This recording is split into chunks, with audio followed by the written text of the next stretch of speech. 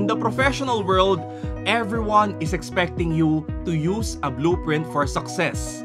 But the biggest wins are usually found outside the lines. How do you commit to your ideas when everyone around you is telling you to stay within the lines? Welcome to Unifest Talks. We interview leaders who built their own unique path of success and growth. These are the entrepreneurs and creators who had to build their own blueprint, showing us how to transform raw vision and sheer resilience into undeniable, unconventional success. We focus on the wisdom gained from staying in the process, not just the final result. This episode of Unifest Talks is brought to you by HKB Digital, our partner who believes that intentional endurance is the key to lasting success. Visit unifest.com to learn more about our partners and how they support you, the next generation of global co-creators towards a better life. It's time to manifest the best version of you. Time to learn the art of intentional endurance. Welcome to Unifest Talks. I'm your host, Rex Remitio. And if you've ever felt like your journey doesn't look like anyone else's on social media, you're exactly where you need to be. My guest today is the visionary behind Takoyami Cakes and Labanong Laundry, a portfolio of successful food and service businesses, all while remaining an iconic voice artist and viral digital creator, known for giving voice to beloved characters like Koke and Imao. We're going to talk about Takoyami Cakes and Labanong Laundry and how his life journey to date, from providing the voice for beloved fictional characters to becoming a serial food and service entrepreneur, led him to it, which aligns to our focus on passions and art as the foundation for unconventional business success. So let's welcome our guest today, Mr. Noel Urbano. Noel, welcome to Unifest Talks and thank you for joining us today. Yes, hello. Good day to everyone sa lahat ng mga siyempre nanonood sa Unifest at thank you nabigyan niyo ako ng chance na mag-guest dito. So ano yung, first things first, no? Ano yung aha moment sa'yo coming from being a voice artist to, building your businesses? Siyempre una kasi sa pagdating sa dubbing industry. By the way, ayun nga pala, siguro pas pakilala ko yung sarili ko, no, para sa ating mga televiewers. So, ang full name ko is Manuel Noel Urbano, mahaba. So, lahat kasi ng mga magkakapatid sa amin, 12 kami, medyo walang gana yung tatay namin. 'Di ba? Walang kagana-gana. Lahat may Manuel kami. Okay. Lahat may Manuel. Kasi ang name ng father ko is si Manuel Conde. So, Conde, syempre, alam natin, pag artista, merong tinatawag na screen name, no? So, Manuel Conde siya. So, sa mga hindi nakakakilala, siya po isang national artist for cinematography. Siya nagpasikat ng Genghis Khan, Juan Tamad, Siete Infantes de Lara. So, yun, lahat yun. Sabi ng airpods ko, pag wala daw Manuel, yung bata o yung anak niya, hindi daw niya anak. So, kaya lahat yan, may Manuel kami. Pag babae, Manuela. Ganon. So, ako, Manuel Noel, pero sa business world, kilala ko bilang si Manny Urbano. Yan. Kasi Manny, sabi ko nga, wala akong kilalang Manny na mahirap eh. Halos lahat, di ba? Manny Villar, di ba? Lahat ng Manny Pacquiao, di ba? Mayayaman. Kaya sabi ko Manny. Pero sa show business, kilala naman ako as Noel Urbano. So, nag-start ako sa dubbing, I think mga 1991 pa. Tapos, naging puppeteer naman ako dahil dun sa dubbing studio sa ABS-CBN, kaharap niya is nag-taping yung At Iba Pa. I don't know kung inabot mo yon. At Iba Pa. Parang di ko na maalala. Oo. So, nag-audition ako dun. Tapos yun. Then, later on, nagkaroon ng pa-audition way back 2005 si GMA for Encantadia. So, ako yung bukod tanging nakapasa sa voice ni Imao. I don't know, inoferan siya ng, yun nga, na mayapang si Tita Meli Tagasa. Lahat ng mga dubbers sinabihan niya na, mag kayo, CD pa dati. I-burn nyo yung i-save nyo sa CD yung boses nyo. Ang peg ni Imao ay si Junie Gamboa. Yun. So, sabi ko, sino yung Johnny Gamboa? So, tiningnan ko siya. Siya pala yung narinig ko siya sa San Miguel Beer. So, ika-100 taon ni San Miguel Beer that time. So, pinakinggan ko sa halos 100 taon. Ang San Miguel Beer, ganun yung boses ni Johnny Gamboa. Sabi ko, yung pala yung peg ni Imaw. So, ako naman, naghanap ako ng history book ng mga anak ko. Si Lapu-Lapu ay nakapaglaban kay Magellan, ganun. So, nirecord ko lahat yun. Parang katunog nga. Oo. So, binigay ko ngayon dun sa executive producer before. Tapos, pinakinggan niya alam niyo yung sa van, puro CD pa yun doon niya pinakinggan. Tapos, lumabas. Sabi gano'n, Noel, asan dito yung boses mo? Puro kay Johnny Gamboa yun. Di ba? Sabi ko, ako lahat yun. Di ba, sa dulo nun? Sabi ni Johnny Gamboa, sana ay makuha niyo si Noel Urbano bilang boses ni Imaw. So sabi ko, isipin nyo, Johnny Gamboa, i-endorse ba ako nun? So ikaw yun. Bumalik. Pinakinggan uli.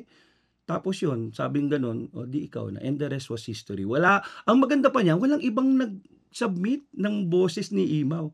Kaya parang destined ako na maging si Imaw ng Encantadia. Hanggang sa nagkuran ng 2005, 2016, at hanggang ngayon. Sample nga. Avesala sa lahat ng mga sangre at prinsipe, ako si Imaw ng Encantadia. Avesala. Ang galing. Ngayon, nainggit ngayon si ABS-CBN. Oo, gusto rin nila magkaroon ng animatronic puppet. Doon pinagawa yung Kokey naman. Okay. Kuri, kokilupo, kokey poko. Hanap kong mamay kakay. Yun naman ang boses ni. Galing. Oo. And siyempre, batibot, yung mga laking batibot dyan, ako rin po yung second generation na Kapitan Basa. Zim-zam kablam, ako si Kapitan Basa! Yun, yung mga pinag-ano. So, nag-start po ako ng Dabber, I think 1990. No, I was 18 years old pa lang. Nag-start po ako sa movies. Yung mga boses ng mga artista, yung mga boses ng mga goons, yung mga beat roller, ako yun. So sa mga buti hindi mo ginagawa sa mga kaibigan mo yan na namimigay ka ng boses or ginagaya mo yung boses ng iba. Oo. Actually, nung time na yun kasi hindi pa masyado yung social media kaya wala tayong yun eh. Pero yun nga sa mga sa pelikula, marami tayong nagagayang boses, lalo na yung Seiko Films that time. Kasi yung mga boses ng mga artista, lalo na yung mga lead role nila, ang gugwapo. Pero yung mga boses na parang boses puppet. Pero mo love scene tapos 'di ba? Mahal na mahal kita. Ganun yung boses. Kaya pinapadub sila sa mga katulad namin. So hindi pala talaga nila boses 'yon. Oo. Si Christian Vasquez nung time niyan, alam natin Ilonggo, 'di ba? Okay. So dun sa Liberated, lahat ng Liberated na nandoon si Christian Vasquez, ako yung nagdub sa kanya. Then, later on, nauso na yung mga Korean, yung mga Mexican novela. Kaya pala kung nauhumaling sila sa boses niya, ikaw pala yun. Yun, diba? oo. Iba lang yung muka, pero... Ganun siya, yung mga halinging-halinging. Yan, tayo yun nun. Huwag na natin pasample dito. So, yun siya. Ganun yung nun. Pero, syempre, ako naman, nung time na medyo mana ako sa tatay ko eh. Kung 12 kami, ako naman po 6 lang, kalahating dosena. So, kada anak po ng misis ko, medyo kinakapos na yung budget. So, nung nagdadab ako, nung nagkaroon kagad, halos sunod-sunod eh. So, nung nagkaroon ako ng pangalawang anak, sabi ko, hindi na kumakasya yung budget ko. So, naghanap po ako ng ibang pagkakakitaan. So, doon ko nakita noon, kung inabot nyo yung buy and sell na dyaryo noon, ng mga ads, nandoon din yung ads na parang looking for clown, free workshop. So, nag-training po ako ng maging clown. Kaso, kailangan pala, nakafocus ka lang mag-clown. That time, naghahanap nga ako ng dagdag na pagkakakitaan. Pinapaalis ako sa dubbing. Or else, umalis na lang ako sa pagka-clown daw. Gustong-gusto ko na mag-clown. So, nagtayo ko ng sarili kong business. Yun yung first na business ko. Bonito Clowns that time. So, nagka-clown host ako. So, malakas noon. Yung time na yun, siguro 1990s. So, nagka-clown ako. Kaso, may pumatay doon sa clown industry dahil nga yung tigwa 1,000 lang. That time, 3,800 na kami, isang clown pa lang. So, parang pinatay kami nung 1,000 na clown. Which is yun nga, iba yung training nila. Para bang yung sa isang grupo na nagiinuman may makulit, "O talaga mag-clown tayo, kulit ka, puwede ka na," gano'n. Kami dun sa, clown na company na pinag-trainingan ko, talagang equipped kami with child psychology, Hmm. kung paano namin i-handle yung mga Ah. bata. Kaya kami 3-8. Kaso yun nga, nung one time na may nagkuha sa services namin, binawi kasi nga daw may nagregalo daw, mas mura daw. Hmm. Kumuha na sa amin ng ng mga prices, bayad na niya.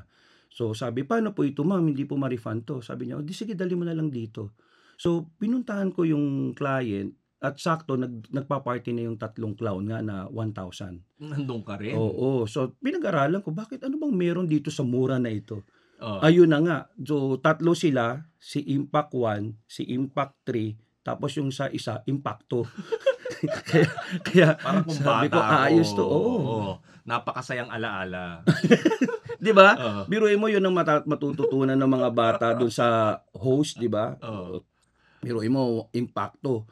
Mas lalo yung pinakamalupit nun na yun nga nung nag-magic sila, meron dong time na palili pa rin daw yung bata, pagtalon ng bata hawak-hawak ng dalawang clown, hinubaran. So, Naging napamura traumatic talaga, pa? yes. So, imbis naging masaya, yung sakto yung tatay pulis. O di muntik na mabaril talaga yung tatlong clown. Kaya sabi ko, "Yan ma'am, nakamura ka nga pero mapapamura ka talaga." 'Di ba? Dun sa tatlong kinuha mo. So, nawala eventually yung clown. So So, kung 3.8 siya noon, magkano na ngayon yun kung sakali? ah, may iba kasi 5K hindi rin tumaas ng gano'n Ah. kalaki. Pero siyempre depende, ngayon kasi may kasama ng magic, may mga kasama ng bubble show, may iba Mm. ng mga packages na inihalo, Mm. Pero hindi na siya masyado yung clown kasi nga dahil nga natakot na yung mga bata sa clown, Mm. Because of yun nga yung tigwa 1,000 na yun. Kami talaga ang hirap ng pinagdaanan na, isang buwan kaming training nun, Mm. So natigil kami dun.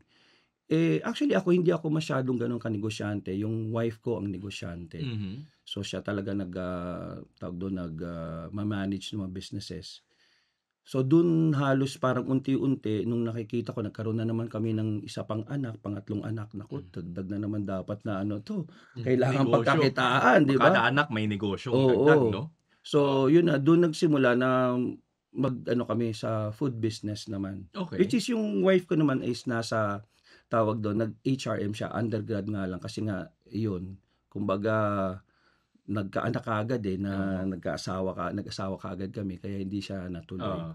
No, then so pinasok namin yung food business at ito na nga yung bago mag-pandemic. Hmm. So nag-ano kami ng Takoyami, yun yung isang business namin na takoyaki siya, dun kami nagsimula. May stall kayo, may Nagsimula lang kami sa garahe okey. ng bahay namin. Then kaya dun ko nga na-prove na ang business ngayon, lalo na ngayon, is basta may online ka, may Hmm. page ka, mas madali mo na siyang i-market kahit nasa garahe ka lang. Hmm. Nasa loob kami ng subdivision. Tapos nung tumama yung yung pandemic, kami pa yung medyo lumakas. Kasi nga yung food lang yung allowed na lumabas, Mm. at ako yung Mm. taga-deliver nun. So yung buong subdivision namin nade-deliveran ko, ewan ko na nga lang baka nauta-uta na sila sa Takoyami dahil yun lang yung lagi naming yun lang yung Buti available, di sila napurga 'no? Oo, wala, kami lang yung nandoon sa loob ng subdivision hanggang eventually dahil nga nakita nila, Takoyaki araw-araw 'no? okey Oh. 'tong siguro may mga nag-create na rin ng ibang mga Oo. food business do'n sa loob ng subdivision namin. Hmm. Hanggang sa yun na nga na tawag do'n, nung nag-pandemic, etong malupit, dahil nga siguro naglalabas ako, nahawa ako ngayon. Hmm. Nahawa ako ng COVID. COVID. Hmm. Nadala ko sa bahay namin, buong pamilya namin ngayon nagka-COVID. Hmm. So, na-facility kami. Okey. Ang malupit niyan, yung wife ko hindi pa siya wala siyang symptoms, Hmm. pero positive siya. Tapos nung palabas na kami, dun siya nagkaroon. Inabot po kami ng isang buwan sa loob ng facility. Wow. Gano'n katagal. So, nade-depress na ako nun. Siyempre naubos na rin yung pera kasi hindi lahat provided ng facility. Hmm. So, kailangan naming bumili sa labas, ganito. So, nade-depress na ako.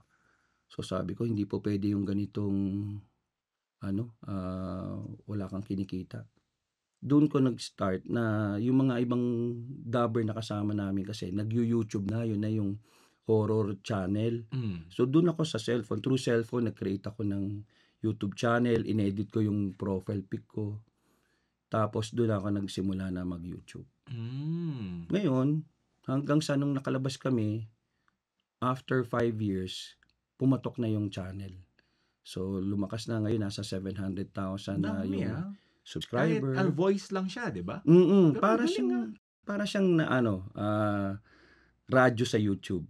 Oo nga eh. Ang mga OFWs ang nakikinig sa amin. Just imagine, mga 2 hours yung aming video. Oo. Sabi nila, naku, walang makikinig diyan. Hindi, si algorithm nakakaalam kung sino yung mahilig. At yun nga, ang mga nakikinig diyan, mga OFWs na, alam mo yun, yung mga naglalaba, mga namamlansya, naka-headphones. Minsan nga sinasabi nila, Kabanong bitin. By the way, Kabanong, yun yung naging YouTube name ko. Kasi Banong is Urbano, short for Urbano. Dahil nung high school ako, yun nga tinatawag sa akin, Oy, Banong. So, tapos nilagyan ko lang ng Ka, kasi yun nga, kwentong liblib na baryo, probinsya. Sa probinsya, yung mga ka-hektor, di ba? Kaya Kabanong. So, sinasabi nila, Kabanong, bitin pa yung 2 hours, baka pwede. Wow. Sakit Sana na ng all my pangako, time. di ba? Oo. Pero yun nga, just imagine 2 hours pero 100,000 views, 150,000 views. And daily ko ginagawa yun. So yun nga, nung medyo gumaganda na yung YouTube, doon ko naisip na mas maganda yata na magkaroon pa ako ng mas malaking business. So si Takoyami, so from garahe, nagkaroon na kami ng sarili namin parang restaurant. Wow. Yun na. Okay. Then ako naman, sa Kabanong, naisip ko mag-laundry. So bakit laundry? Kaya ibig mo kalalaking tao, 'di ba? Laundry shop. Kasi yun nga, sa halos lahat ng business namin, ang nakita ko talaga kung bakit maganda si laundry shop kumpara sa ibang business. Like food, sabi nila okay ang food kasi ang tao daw lagi-laging kumakain. Pero kung Takoyami naman lagi ang kakainin mo, magsasawa ka, 'di ba? Mauumay talaga ikaw eh. Magmumukha ka ng takoyaki, 'di ba? So, not like yung laundry, ang tao lagi-lagi nagpapalit ng damit. 'Di ba? Laging naliligo, nagpapalit ng damit. Tapos napansin ko, kumpara sa ibang business, pag umuulan, lahat nganga. Saka wala pa ako nakitang laundry na nilalangaw. Yes. Kasi lahat talaga nagpapalabi. Tinatamad na maglaba. At yun nga, going back na sinasabi ko, pag tag-ulan, lahat ng negosyo, nga restaurant, nga, 'di ba? Lahat ng mga negosyo halos nga. Pero si laundry shop, mentras umulan, mas lumalakas kasi walang magpagsampayan ng tao eh. Uy, pa-laundry mo na yan. Ang maganda pa niyan, nakatupi na siya, 'di ba? So, tapos meron na rin kaming nilagay na tawag doon yung pick up deliver. Kasi marami ngayon sa amin na nagtatrabaho, wala nang time pumunta sa laundry shop, iiwan nila sa mga condo, iwan na lang nila sa guard, pipicturan. So through na lang, GCash, online, ganun na siya kaganda talaga. Tapos, compared sa ibang negosyo, lagi mong hahanapin kadalasan skilled na tao. Katulad sa restaurant, kailangan chef o marunong magluto. Pag hindi, training mo napakatagal, di ba? So, not like sa laundry shop, kahit na high school lang yan, elementary, basta marunong magbasa, di ba? At pumindot-pindot, madali ka na makakuha ng tao. Kaya ganun ka bilis lumakas yung laundry shop. At the same time, nagba-vlog rin ako. Kailangan talaga online may tulong ng online. So, dito po sa laundry shop namin, laban ng laundry shop. So, kaya tawag doon, naging mabilis ang paglaki. Medyo malayo rin ang nilakbay, no? From dubbing, clown, Yes. Takoyami, which is existing pa rin naman, di ba? Yes, opo. Tapos laundry, tapos vlogging, no? Mm-mm. Ano pang ibang skills ang nagamit mo doon sa mga business mo ngayon? Yung mga skills mo dati sa dubbing or acting, for example. Paano pa siya na-apply sa mga negosyo mo ngayon, like yung Takoyami at saka yung Labanong Laundry? Naging malaking bahagi nga yung nakakapag-YouTube ako nung nagva-vlog ako. So napopromote ko talaga yung business. Galing. Kasi sa ibang negosyo, pag hindi ka marunong sa mga social media or marunong ka humarap sa camera, kukuha ka pa ng vlogger, di ba? Yung mga vlogger ngayon, minsan may mga price na rin, eh. Mm. Kailangan babayaran mo sila o hindi kaya ex-deal. Ako hindi na kailangan kasi Ikaw na yun ako na mismo. mismo. Curious lang din ako, anong tumatakbo sa isip mo nung 'di ba from dubbing ta's nagtayo ka ng Clown. clown 'di ba? Mm. Tapos, eh, di siyempre ito yung mga areas mo yan, eh. Ta's Mm. biglang nag-switch ka to restaurant, tapos laundry 'di ba? Mm. Anong tumatakbo sa isip mo nun? Since ibang-iba siya dun sa nakasanayan mong gawin dati, na anong nakapagpa-decide sa'yo na, "Okey, i-pursue ko 'tong mga 'to." Dumating kasi sa time sa dubbing na kahit marami kang boses, naghahanap ang network ng bagong boses. So, Hmm. "Ay, lagi na 'yan si Noel, eh." Biruin mo nakakapagpalit ka ng boses, Hindi nga nila nabosesan na ako rin yung tatay, eh. Gusto nila 'pag bagong bida, bagong boses rin. Okey. So, humina ng humina yung dubbing, yung para sa'kin, Tapos kahit na yung mga beat rollers na rin, 'di na rin ako nakukuha. So sabi ko nga 'Pag beat parang rollers, sorry, anong ibig yun yung sabihin? mga tiyuhin, Mm. kaibigan ng Mm. bida, yung mga gano'n. So tiyuhin, kaya sabi ko, walang yan parang nakalimutan na yata ako ng industriya. Hmm. Kaya dun ako nag-start na kailangan ko ng fallback kasi nga dumami na nga yung anak ko, 6 na Mm. sila ngayon, eh. Kaya sabi ko kailangan ko talaga ng pagkakitaan, hindi po puwedeng matigil ako. So Hmm. hanggang sa yun din, ako yung klase ng tao na hindi ako naghihintay ng opportunity. I create my own opportunity. Mm. Mm. So kaya kailangan talaga, uy, walang tutulong na sa'kin, wala ng dubbing. So nag-create ako ng YouTube. Hindi ko nga alam kung paano mag-YouTube, eh. Hmm. Kaya yun, tawag dun, nag-ano lang ako, sabi nga nila try and try, eh. So kahit hindi mo 'di ba, I suppose naman at that time safe to say na hindi mo gano'n pakaalam yung Yes. restaurant, yung Mm, laundry, pero anong mm. sinabi mo na lang sa sarili mo na kaya tinuloy mo pa rin siya? Lagi naman talaga, kailangan mo muna i-try, tapos then you learn. Kasi yung iba maraming nag-aano niyan na, pag-aralan ko muna bago ko pasukin, may mga gano'n, eh. Oo, oo.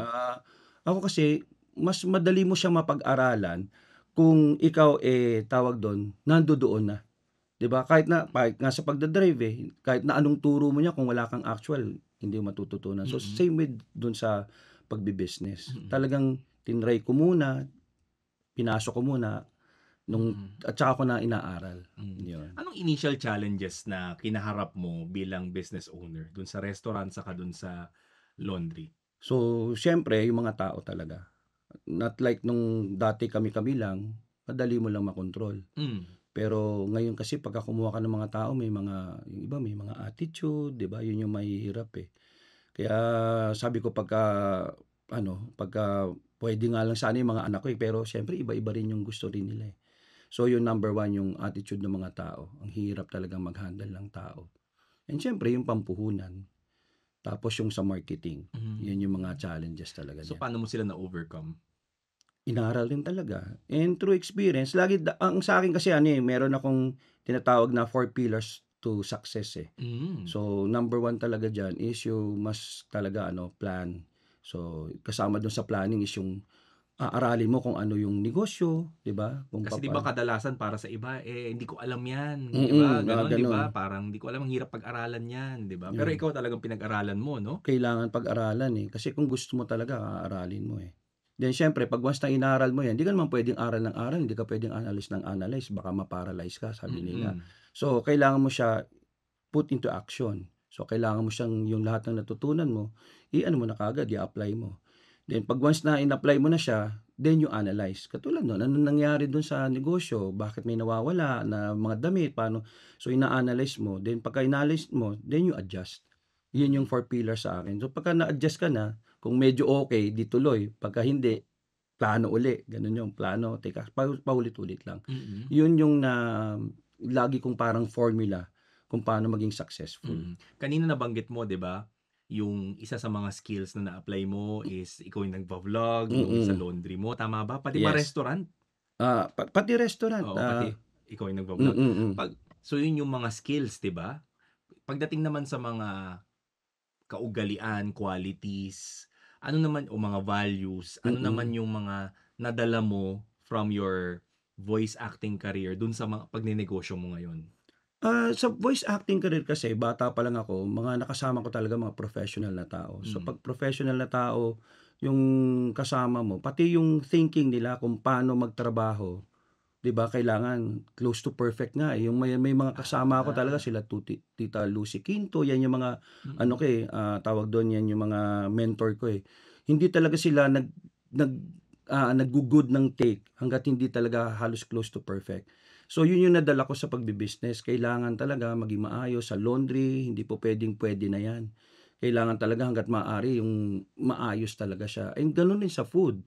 Bago kami pumasok do'n sa Japanese, nagkakakain kami sa iba't ibang Japanese restaurant. Buti hindi ka napurga. Oo, yun nga, eh, Oo. para lang malaman namin yung comparison kung ano yung Oo. sarap ng ramen nito, nung Hmm, ganito. So, yun yung ginawa namin. So, hmm. lahat ng mga natutunan ko sa dubbing, talagang na-apply ko rin talaga ngayon sa business, lalo na yung attitude, yun yung importante. Okey. Sa lahat ng mga marketing na ginawa mo, Mm. branding 'no, ano yung pinaka parang kakaiba o at sabihin nating unconventional para ma-promote mo yung negosyo mo? Sa laundry, ang pinakakakaiba sa lahat dun kasi nagtayo ako ng ano, eh, bukod dun sa theme song. O may team song ka 'di ba? Oo, yung Oo. ano, "Sa Labanong Laundry Shop, mura at malinis." Yun Oo. So yung kanta pini-play mo 'to niya, eh. sa harap ng tindahan mo? Oo, hangga't maaari. Wow! Pati dun sa loob nung ano, Ngayon lang ako shop nakarinig ng laundry shop na na may theme song, oo. oo. Eh, mahaba pa yun. Ang pinakaano niyan, pinaparinig ko yun dun sa mga tauhan namin. Para yun yung maging ano nila na pag-igihan Buti nila. hanggang sa baka hanggang sa panaginip, yan Oo. ang naririnig At nila. yun yung sinasabi ko, "Ang mga labada niyo, mahal ko." Yun yung tagline namin. Ah, So, siyempre kung paano mo minahal yung katulad niyan, yung quote mo, 'di ba, "Ingat na ingat ka diyan." Gano'n din yung sinasabi ko sa mga tauhan ko, ingatan natin yung mga damit na mga 'yan kasi mamaya, eh, may sentimental value 'yan. Yung gano'n yung, ah, pinaka galing. sinasabi ko sa kanila. Ano naman yung mga mapapayo mo sa mga content creators?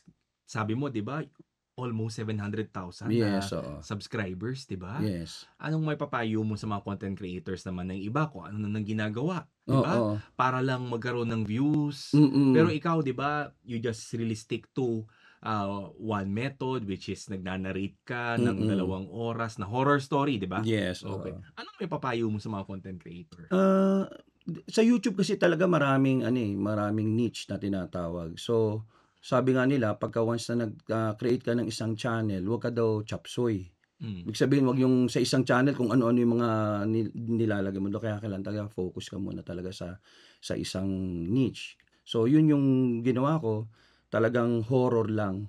Tapos ang kaibahan kasi dun sa horror na ginagawa namin, may happy ending. Medyo ano, Christian tayo, eh. So, bagamat, katatakutan 'yun, 'di ba? Sinabi ko dapat wag siyang yung devil o yung evil ang nagpe-prevail, dapat talaga yung good. hmm, So, 'yun yung ano, 'yun yung naging ano ko, and siyempre meron sistema kasi, 'yun, sistema sa YouTube. Sa lahat naman kailangan talaga meron kang sistemang ginagawa. So, sa YouTube ang kailangan diyan talaga, the longer the better video talaga. 'Yun yung gusto nila, hmm, yung the longer the better. 'Yun yung hmm, gusto ni YouTube. And siyempre, kailangan yung consistent na upload. Kung puwedeng daily, kung puwedeng weekly, basta consistent at hmm. consistent time rin. Kung alauna yan, alauna siya. So, hindi ba puwedeng yung kung kailan lang available? Hindi, kasi sabi ko nga, parang sa TV, news, anong oras ba dati yung news? 7 o'clock. Siyempre Six yung ibang o'clock, tao, seven oo, o'clock, yung ibang oo. tao tinatapos lahat ng gagawin nila. Kasi alam nila 'pag 7:00 nandodo'n yung Balita news. na, So, oo. imaginin mo kung yung channel mo nagsimula ng 7:00, biglang susunod biglang 8:00 na, biglang 5:00. Minsan maano nila, "Oh, akala ko 7:00 wala." So, baka mamaya maghanap pa ng ibang channel yon na Mm, katulad nung sa'yo, 'di hmm, nawalan ka pa ng ano. So, hmm, yun yung sina-suggest ko sa mga content creator. Kailangan 'pag meron kayong channel, kailangan consistent, pati time consistent, mm. yun lang. Curious lang din ako 'no, since medyo magkakaiba yung ginagawa mo, 'di ba? Mm. Paano paano mo pinagpapalit-palit yung sabihin na nating how your mind works 'no? Siyempre dubbing, 'pag magda-dub ka tapos babalik ka sa negosyo mo ta's magda-dub ka ulit. Sa umpisa siyempre mahirap talaga, eh, kailangan talaga may focus ka, eh. Hmm, Pero yung focus na yon, hindi ibig sabihin nun na doon ka na lang. hmm, Kailangan lang muna kung ano yung unang ginagawa mo, mag-focus ka muna dun hanggang mag-excel ka dun o makuha mo na yung tamang sistema. then you create another. So katulad ako, nag-dubbing muna ako, nung na-perfect ko na yung dubbing at saka ako nag-laundry, 'di ba? Tsaka ako magpupasok sa ibang ano, kasi yung iba sabay-sabay. So ginagawa, hindi ko kaya 'yun, yung sinabay-sabay ko dubbing ako, tapos nag-restaurant ako, nag-laundry ako, nag-YouTube ako. Baka maturete talaga ako kung sabay-sabay ko siyang ginawa. Mm. So meron akong inalat na time muna do'n. So Mhm. yun nga, yung time management ang importante. Before our last question, no, Okay. curious lang din ako since ang layo ng narating ng career mo, no, from that Mm. dubber no, na 19-year-old nung Mm. 1991 hanggang ngayon sa Mm. serial entrepreneur, may restaurant, may Oo. laundry, 'di ba, nagda-dubbing pa. Mm. Kung babalikan yung panahon, anong masasabi mo dun sa 19-year-old na ikaw? Ang pinaka siguro naging regret ko lang 'no, is yung hindi ako nagtapos mag-aral. Kasi nag-asawa kaagad ako, eh. Siguro sabi ko nga kung which sinasabi ko 'to sa mga anak ko. Sabi ko nga kasi sa kanila, kung ako nakapagtapos akong mag-aral with my mga abilidad, kailangan maabilidad ka rin kasi. Siguro mas malayo pa yung narating ko. Pero hindi rin naman ibig sabihin na pagka ikaw nakapagtapos, eh, magiging successful ka rin sa buhay. Kasi maraming tapos ngayon sa pag-aaral na hindi rin successful kasi nga hindi naging maabilidad o naging choosy sila masyado. So, yun yung masasabi ko talaga na kung mababalikan ko kunwari may Back to the Future, yun ang sasabihin ko sa sarili ko, "Uy, tapusin mo mag-aral, huwag ka muna maglandi." Kasi madali lang 'yan, 'di Oo, ba? oo. So, kung nakapag-aral siguro ako, natapos ko kasi that time computer engineering pa yung ano ko, isipin mo kung 'di ba, computer engineer ako, pumasok ngayon yung mga AI na 'yan, 'di laking pera na siguro yung kinikita ko, 'di ba? Yun lang naman siguro yung masasabi ko. So, sa mga nanonood dito, lalo na yung mga kabataan, talagang ano niyo, pagsumikapan yung makatapos ng pag-aaral. Ano naman yung gusto mong ipagpasalamat dun sa 19-year-old na ikaw? Siguro dahil sa at a young age ay natuto na akong tumayo sa sarili kong paa. 'Di ba, 'yun yung pinaka nakita ko kasi nowadays yung mga kabataan ngayon masyadong dependent na, eh. 'Di ba, parang konting problema, nade-depress na kaagad. Eh, ako nung 19 years old napakarami kong problema, eh, pero alam mo 'yun yung kaibahan sa ano natin, eh, sa panahon natin noon, sa panahon ngayon. Noon talaga wala, talagang sanay tayo sa hirap, sanay tayo sa problema. Sanay nga ako sa bugbog ng mga magulang ko, eh. Siguro dahil dun sa pangyayaring 'yun naging strong ako. So, kahit na anong hambalos ng buhay ngayon sa akin talagang kinakaya ko na siya. 'Yun yung pinakamasasabi ko ngayon dun sa old self ko.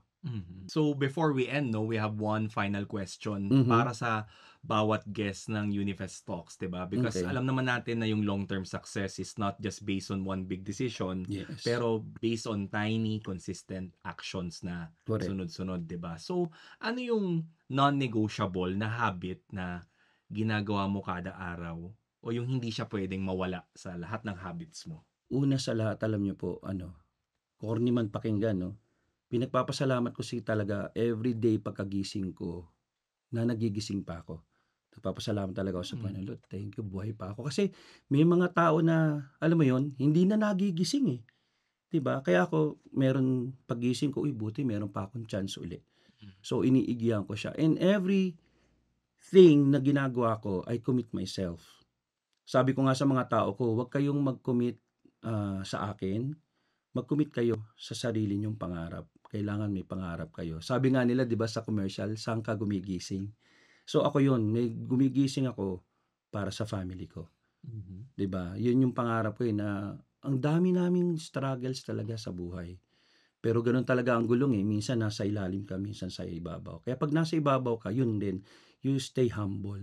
Kasi hindi mo alam baka later on babagsak ka na naman uli, eh. At least mababa lang yung bagsak mo, kaysa yung nagpakayabang-yabang ka, pagbagsak mo masakit 'yun talaga.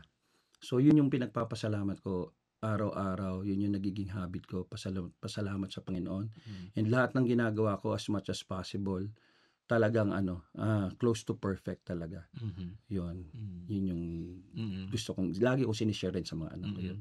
Thank you so much, Noel, no? Mm. And your story is really inspiring on how Mm. you, kumbaga, fearlessly switch from one field to another, 'di ba? Using Yes. your passion to increase your personal value, na kahit may mga bagay na hindi mo pa ganun kaalam, basta't gusto mo talaga, sabi mo nga, 'di ba? Aaralin Talagang talaga. malaking bagay. And your commitment sa tinatawag nga natin na intentional endurance is exactly what the blueprint that our listeners need. So, maraming salamat, Noel. And Yes. maybe if there's anything that you'd like to add, say, or plug perhaps. Sa mga taga Las Piñas, yun, baka gusto nyo magpalaba sa Labanong Laundry Shop. Ayan, meron rin kaming page, so pwede kayong mag-message sa page. Meron rin kaming pick up and deliver. So, doon din kami sa may lang kami, along Diego Serra Avenue, Vista Riva. Katabi lang namin, lot 12 kami, lot 2, nandun naman yung Takoyami restaurant namin. So, nandun po siya. Actually, hub siya eh. So, meron pong Japanese food. Nung na-discover namin na medyo, bihira lang na may kumakain ng Japanese. Ang daming mga motorsiklong dumadaan.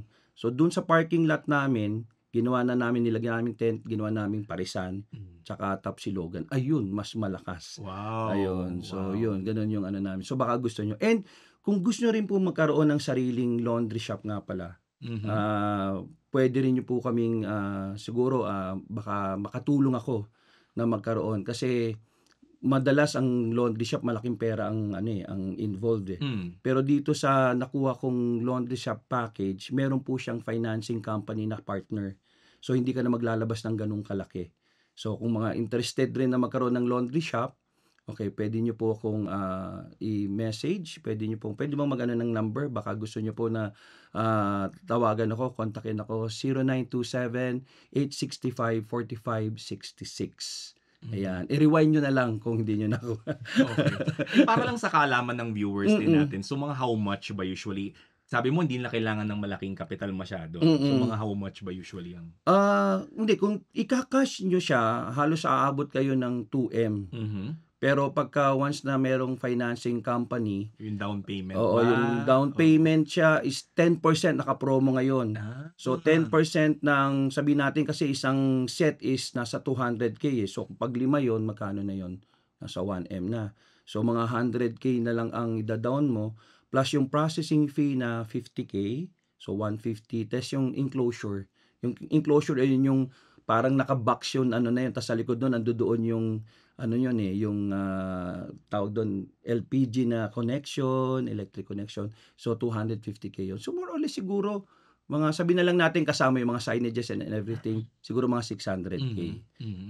Kumpara dun sa 2 million na gagastusin. So, ganun na siya, parang halos konti na lang. Malaki pa rin, pero kumpara sa 2M. Mas abot kaya. Mas abot kaya na. Oo. Okay. Yun. So, kung interested kayo, message lang kayo. Tulungan ko kayo. Kumpletong-kumpleto na, no? So, pwede magpa-laundry, tas kumain ng takoyaki. Yun. Tapos, habang nanonood ng YouTube channel mo, yun, diba? Oo, kompleto na. Yun nga pala, Kabanong, mga kwento ni Kabanong sa YouTube siya. So, sana po makinig kayo kung mahilig po kayo sa mga kwentong katatakutan, aswang, ayun. So, pakinggan nyo po yun. Mga kwento ni Kabanong and Pamela Clamil channel. Thank you so much, Noel. Until next time, keep trusting yourself and committing to the process. I'm your host, Rex Remitio, and this is Unifest Talks.